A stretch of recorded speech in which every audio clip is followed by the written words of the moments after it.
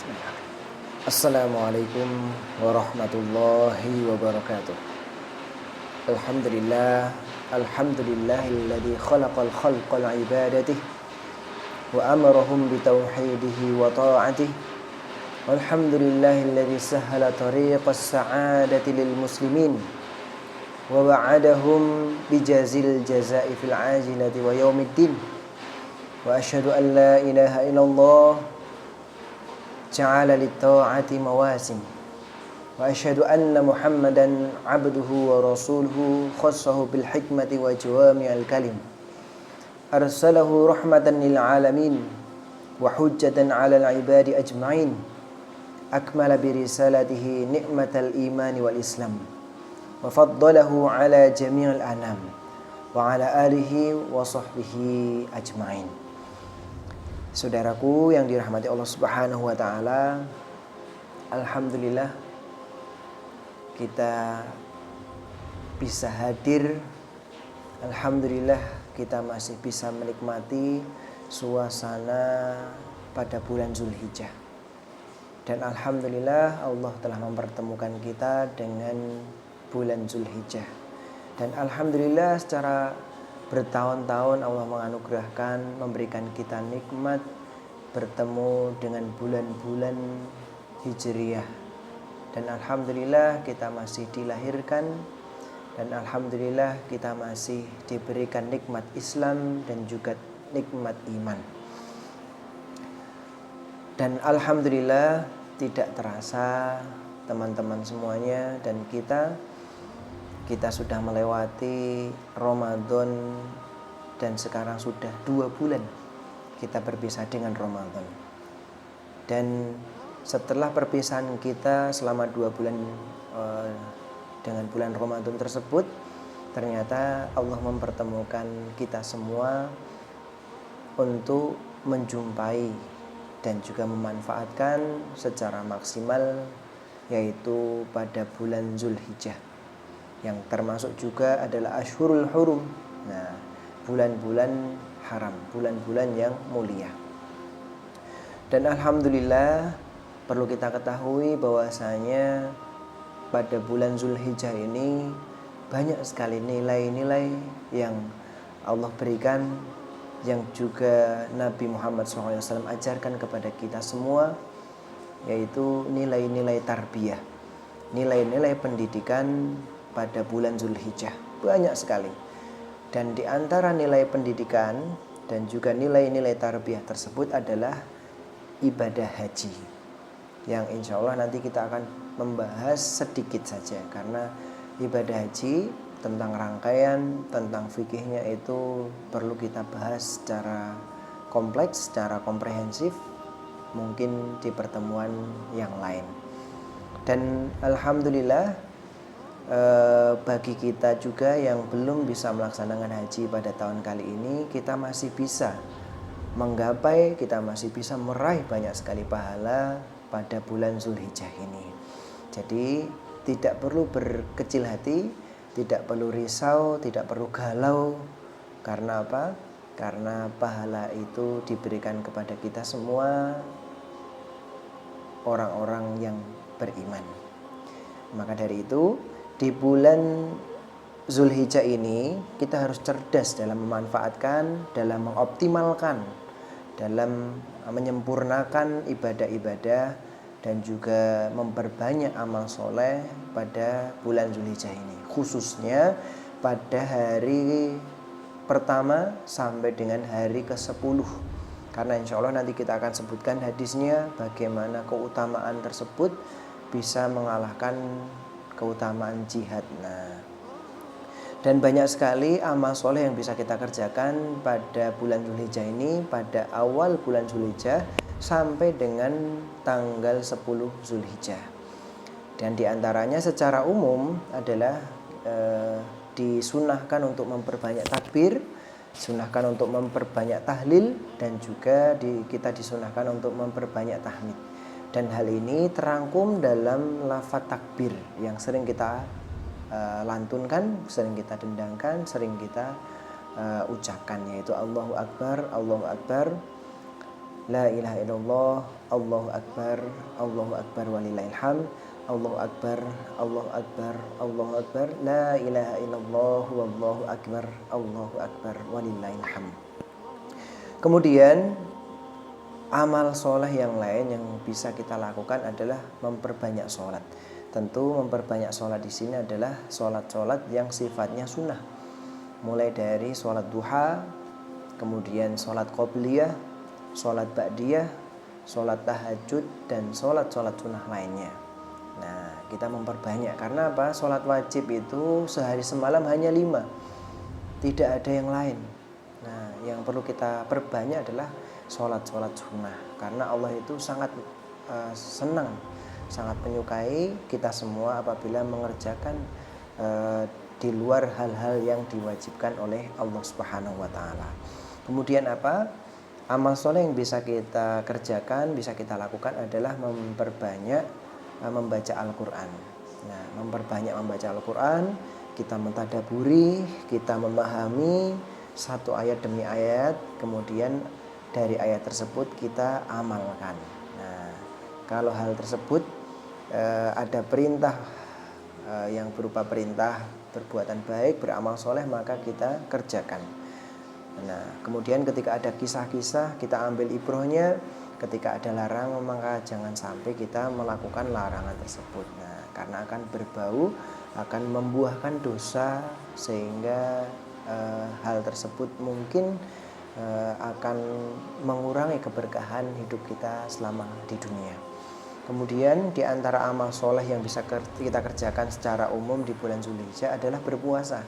Berpuasa di hari pertama Zulhijjah, hari kedua, hari ketiga, hari keempat, hari kelima, dan seterusnya sampai dengan hari wukuf ketika di Arafah. Nah, hari yang dinamakan dengan puasa Arafah. Dan juga dalam satu hadis yang sahih disebutkan bahwasanya Nabi Muhammad SAW pernah bersabda, "Ma min ayyamin al-amal sholihu fiha ahabbu ilallahi min hadhil ayyam."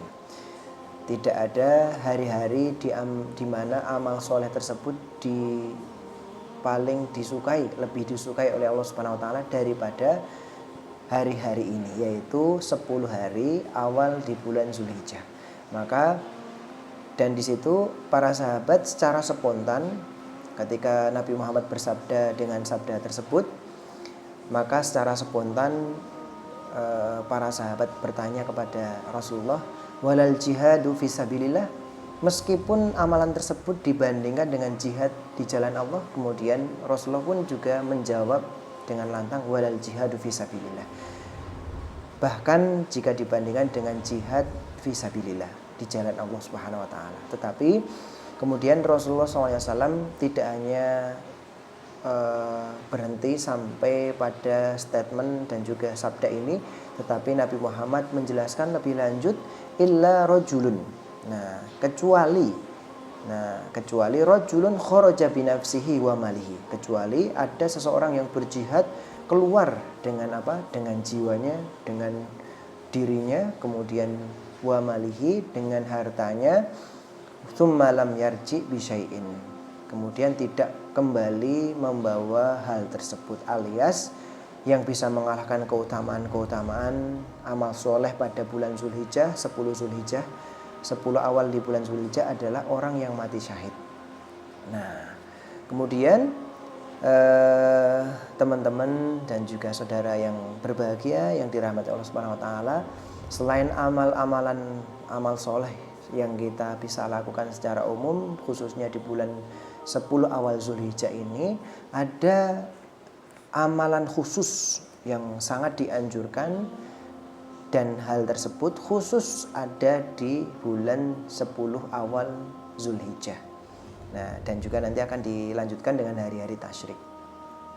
Nah, apa saja amal khusus, amal soleh, dan juga ibadah yang khusus yang kita lakukan selama di bulan awal Zulhijjah. Nah, yang pertama adalah puasa Arafah. Nah, puasa Arafah di sini adalah puasa yang kita tunaikan pada tanggal 9 Zulhijjah. Nah, Dan hal tersebut sangat dianjurkan, sangat ditekankan oleh Nabi Muhammad SAW. Karena apa? Karena di dalam satu hadis yang diriwayatkan oleh Abu Qatadah, bahwasanya beliau mengatakan, su'ila an shaumi yaumi Arafah. Nah, Rasulullah SAW ditanya terkait puasa Arafah. Kemudian faqala, kemudian Rasulullah bersabda, yukafirus sanatal madiyata wal baqiyah. Bahwasanya beliau bersabda bahwasanya puasa Arafah tersebut dapat menghapus dosa-dosa pada tahun lalu dan dosa 1 tahun yang akan datang.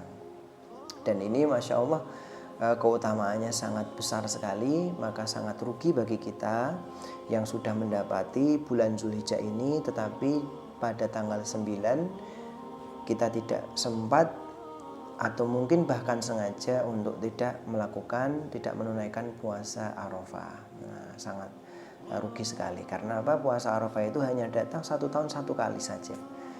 Hanya datang 1 kali dalam 1 tahun. Nah, kemudian akan datang lagi di tahun yang akan datang.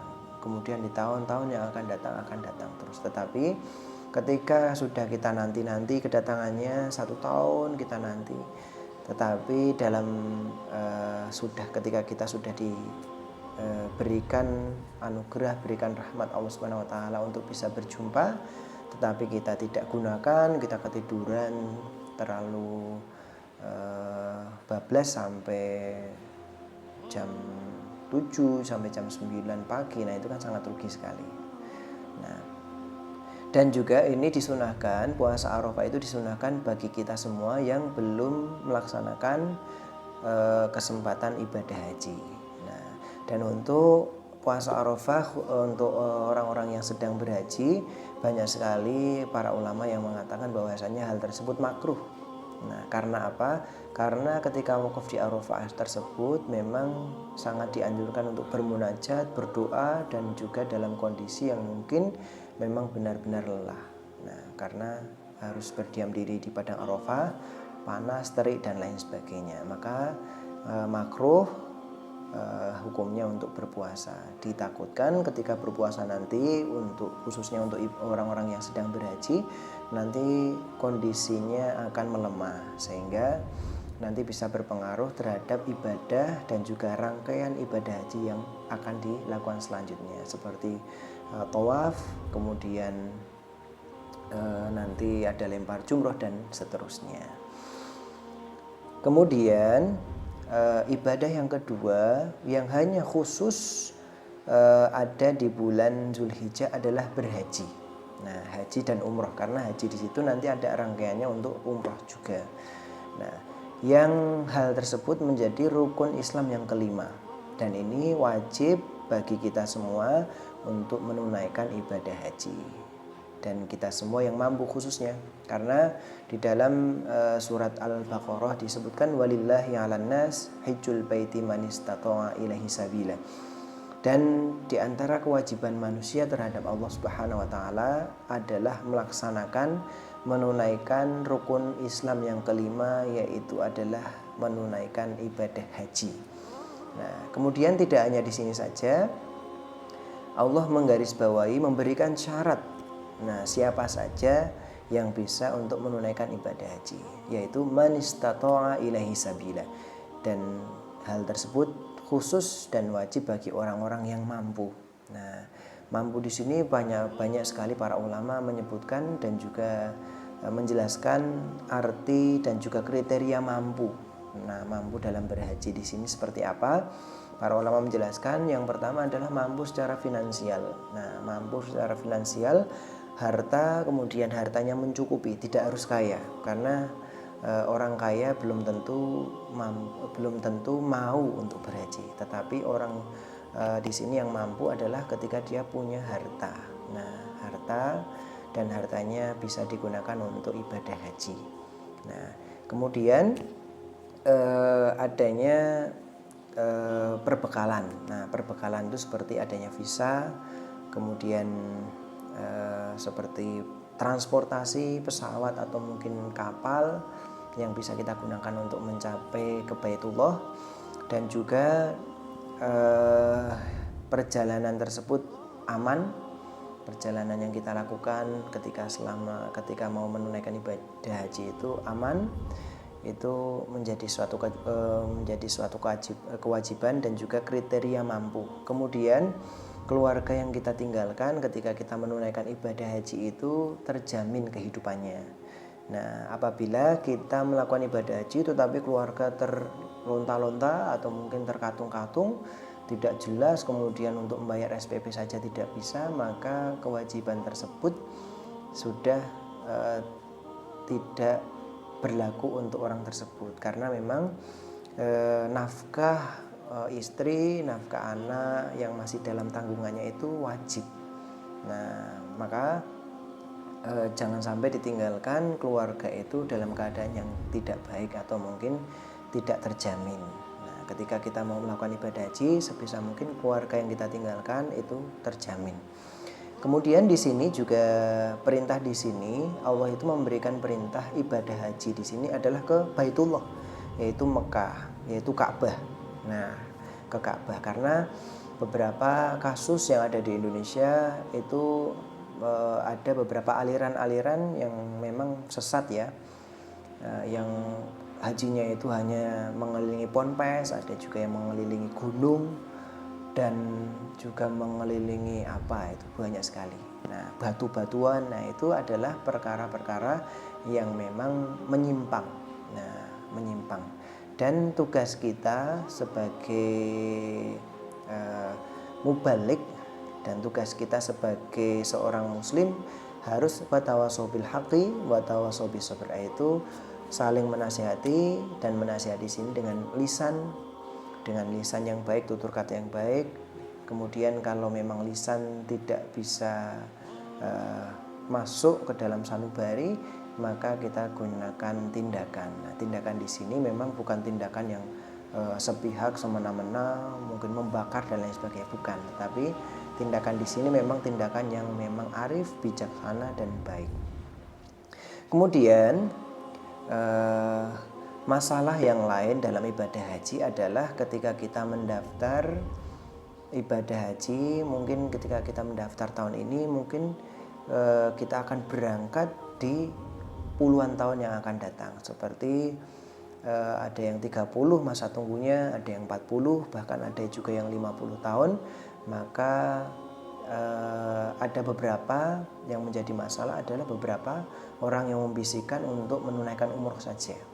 Nah, ada yang membisikkan untuk menunaikan umroh karena kemungkinan orang yang baru mendaftar itu sudah tidak punya kuota, sudah tidak punya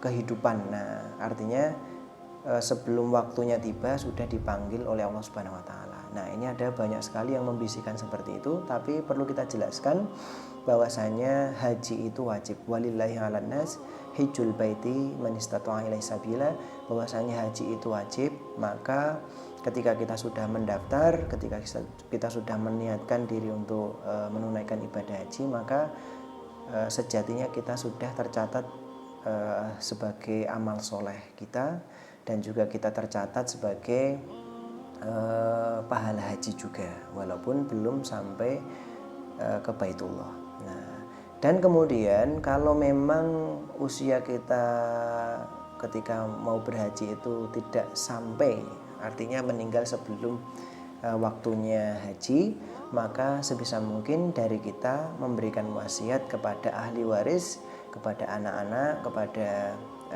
saudara yang mungkin akan menggantikan porsi haji yang sudah kita daftar. Kita wasiatkan supaya anak-anak tersebut atau mungkin orang yang mau menggantikan tersebut itu menghajikan orang yang belum sampai menunaikan ibadah haji tetapi sudah dipanggil oleh Allah Subhanahu wa taala, yaitu dengan membadalkan badal haji. Nah, membadalkan haji, menghajikan dengan atas nama orang yang telah meninggal. Nah, dan yang ketiga, amalan khusus yang ada di bulan Zulhijjah adalah sholat Idul Adha. Nah, sholat Idul Adha di sini banyak sekali ulama yang berbeda pendapat. Ada yang mengatakan sholat Idul Adha itu wajib, fardu ain, ada juga yang mengatakan fardu kifayah. Tetapi jumhur itu mengatakan bahwasanya sholat Idul Adha itu sunnah muakkadah, sunnah yang memang ditekankan bahwasanya Rasulullah juga menjalankan, melakukan dan tidak pernah meninggalkan sholat tersebut. Maka untuk mewajibkan sholat tersebut memang banyak sekali hadisnya. Ketika dipahami, ada yang mewajibkan, ada yang fardu kifayah, ketika sudah didirikan maka yang lain tidak perlu lagi mendirikan. Ada juga yang sunnah muakkadah, semuanya ada dalilnya. Tetapi yang paling rajih adalah pendapat yang mengatakan bahwasanya sholat Idul Adha itu adalah hukumnya sunnah muakkadah. Karena dalam hadis yang lain bahwasanya sholat itu yang wajib hanya 5. Nah, maka dari itu ketika hanya dijelaskan 5 kewajiban sholat, yaitu sholat sehari semalam, sholat subuh, duhur, asar, maghrib dan juga isya, maka selain itu adalah hukumnya sunnah. Nah, dan juga hal tersebut diperintahkan oleh Allah Subhanahu wa taala secara langsung dalam surat Al-Kautsar ayat 2. Nah, fasholli li rabbika wanhar. Nah, fasholli dan dirikanlah salat, tunaikanlah salat, wanhar dan juga berkurbanlah. Dan di sini para ulama menafsirkan bahwasanya fasholli yang dimaksud dengan salat di sini adalah salat Idul Adha. Nah, karena memang ada rangkaian antara kurban dan juga sholat Idul Adha tersebut. Nah, karena memang harus ada rangkaian bahwasanya orang yang berkurban itu harus menunaikan sholat Idul Adha dulu. Nah, setelah sholat Idul Adha itu ditunaikan, kemudian baru setelah itu menunaikan kurban, maka hal tersebut akan menjadi kurbannya. Tetapi ketika dibalik berkurban dulu, lalu menunaikan sholat Idul Adha, maka kurbannya tersebut tidak termasuk dalam kurban, tetapi masuknya adalah sodaqoh. Maka harus hati-hati di sini. Nah, harus hati-hati di sini bahwasanya kita harus menyembelih itu ketika sudah melaksanakan sholat. Nah, maka di sini juga satu rangkaian fasholli li rabbika wanhar. Sholatlah, kemudian baru berkurbanlah. Nah, dan yang terakhir yang menjadi amalan khusus yang ada pada bulan Zulhijjah adalah berkurban.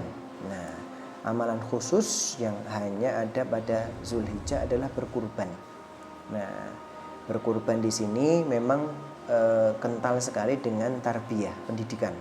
Bahwasanya hal tersebut memang didasarkan pada sejarah tersebut yang dimulai dari Nabi Ibrahim. Nah, islamisasi prosesi kurban. Nah, itu terjadi pada era dan juga dilakukan oleh Nabi Ibrahim alaihissalam. Dan juga di situ memberikan kita pelajaran, mengajarkan kepada kita arti pengorbanan.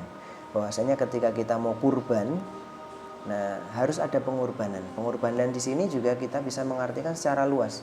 Bahwasanya ketika kita hendak melakukan kurban, entah kita mau menyembelih sapi, menyembelih kambing, kerbau, atau menyembelih unta, kita harus berkurban dulu, berkurban harta. Nah, ketika kita 1 bulannya bisa mengumpulkan kurang lebih 500.000, kemudian bulan ke depan 500.000, ketika sudah genap 1 tahun nanti kita tambahi sisanya atau kurangnya.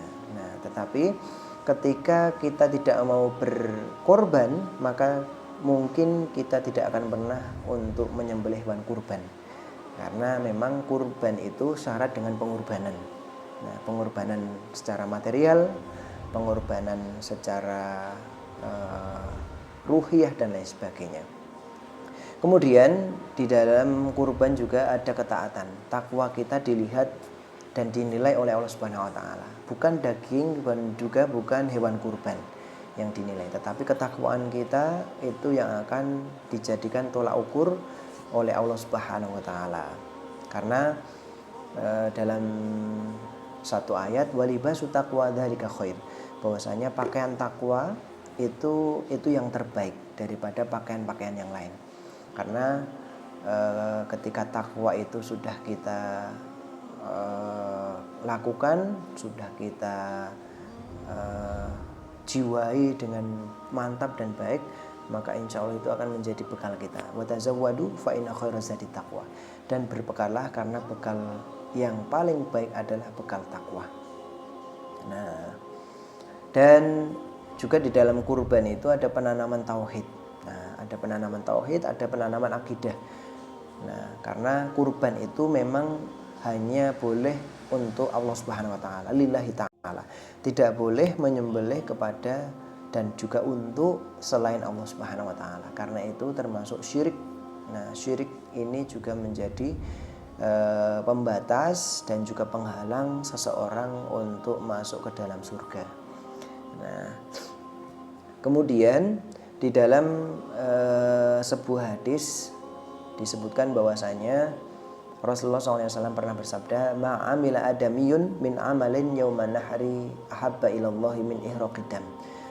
Tidak ada amalan yang dilakukan, yang diperbuat, yang dijalankan oleh manusia pada hari raya kurban yang lebih dicintai oleh Allah Subhanahu wa taala selain menyembelih hewan kurban. Nah, memang pada hari raya itu paling bagus dan juga paling dicintai oleh Allah Subhanahu wa taala adalah menyembelih hewan kurban. Kemudian hadis tersebut dilanjutkan wa innaha la ta'ti yaumal qiyamati biquruniha wa asy'ariha wa adlafiha. Kemudian hewan kurban tersebut ketika kita sudah menyembelih, kita sudah berniat mengumpulkan finansial, mengumpulkan harta untuk kita jadikan sebagai hewan kurban, maka hewan tersebut akan datang pada hari kiamat biquruniha dengan tanduknya, wa asy'ariha dengan bulu-bulunya, wa adlafiha dan juga dengan kuku-kukunya. Dan di sini artinya bukan kita maknai secara letterlek atau parsial. Nah, karena di dalam kaidah bahasa Arab itu ada yang disebutkan sebagian tetapi itu maknanya adalah keseluruhan. Bahwasanya di sini hewan tersebut akan datang secara keseluruhan, tidak sepotong-potong, tidak datang hanya tanduknya saja, tidak datang hanya bulu-bulunya saja, tidak datang hanya kuku-kukunya saja, tetapi kurban itu akan datang memberikan kesaksian kepada kita secara utuh. Nah, secara utuh ketika kita menyembelih sapi, sapi besok akan bersaksi kepada kita ketika hari kiamat. Nah, mungkin hal tersebut yang bisa kami sampaikan, bahwasanya ada 4 hal yang memang amalan tersebut khusus dilakukan pada hari dan juga bulan Zulhijjah. Yang pertama adalah puasa Arafah, yang kedua adalah berhaji dan juga nanti rangkaiannya ada umroh, kemudian yang ketiga adalah sholat Idul Adha, dan yang keempat adalah berkurban. Nah, berkurban di sini juga yang memang ada ketentuan dan syaratnya seperti setelah sholat dan seterusnya. Tetapi di sini juga memang berkurban itu terlalu umum ya. Ada kurban karena adanya akikoh, ada juga yang karena nazar dan lain sebagainya. Tetapi rangkaian bulan Zulhijjah, rangkaian hari raya itu memang ada anjuran yang sangat dianjurkan, yaitu adalah berkurban.